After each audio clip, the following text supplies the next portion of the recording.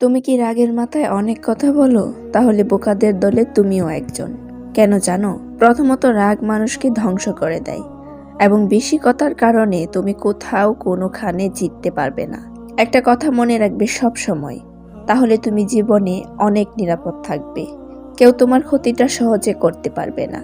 সেটা হলো নিজেকে সবার কাছে সব সময় অপ্রকাশিত রাখবে। এটা তোমার জীবন সূত্রে অনেক কাজে দিবে।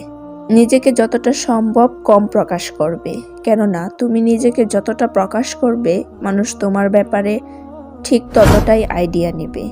আর তোমার ক্ষতি করার উপায়টা তোমার শত্রুরা খুব সহজেই পেয়ে যাবে। তুমি আসলে কি সেটা যেন কেউ বুঝতে না পারে। আর এই জন্যই তোমাকে কথা কম বলতে হবে। চুপ থাকার অনেক উপকারিতা আছে। আর একটা ব্যাপার হলো, ধরো কেউ তোমাকে অপমান করছে, তোমার সাথে ঝগড়ায় লিপ্ত হচ্ছে বা তোমাকে ছোট করতে চাইছে, তখন তোমার কি করা উচিত? সেই একই কাজ করে তুমি নিজের সম্মান কমাবে? না, কখনো এটা করবে না। ওই মুহূর্তেও তুমি চুপ হয়ে যাও আর তাকে বলতে দাও। তার কথার বাজে সেই ফেঁসে যাবে, যেটা তুমি বললে হয়তো ফাঁসতো না। তার কারণ বেশি কথা কারো জন্যই ভালো নয়। হ্যাঁ, তুমি তার জবাবটা কাজে কর্মে দিয়ে দাও, তাহলে তোমার সম্মানও বজায় রইল, শত্রুর জবাবও হয়ে গেল। যেভাবে যে কাজে দেওয়া যায়। দেখো, জ্ঞান আমাদের সবারই আছে, শুধু আমরা খাটাই না। কিভাবে জ্ঞান খাটাবো? আমাদের রাগই তো সব আমাদের মাথা থেকে বের করে দেয়। কথায় আছে, রেগে গেলে তো হেরে গেলে। তোমার নীরবতাই অন্যের মনে ঝড় তুলবে। সে ভাবতে থাকবে, কি ব্যাপার, তাকে আমি এত কথা বললাম, সে কিছুই বলল না, এটা কেন হলো? তাহলে সে না জানি আমার সাথে কি করে। এমনভাবে তার মনে একটা ভয় কাজ করবে।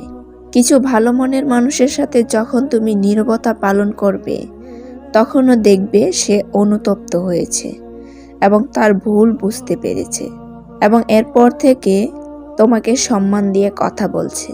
কম কথা বলা সব সময়ই তোমার জন্য মঙ্গলজনক। তুমি যত বুদ্ধিমান হবে তত বুঝতে পারবে যে রাগের কোনো মূল্য নেই। রাগ কখনোই তোমার জন্য ভালো কিছু করে না, বরং রাগ মানুষের ক্ষতি করে। রাগ হচ্ছে ঝড়ের মতো। রাগের সময় তুমি নিজেকে কন্ট্রোল করতে কষ্ট হবে যদি তখন তুমি বেশি কথা বলো।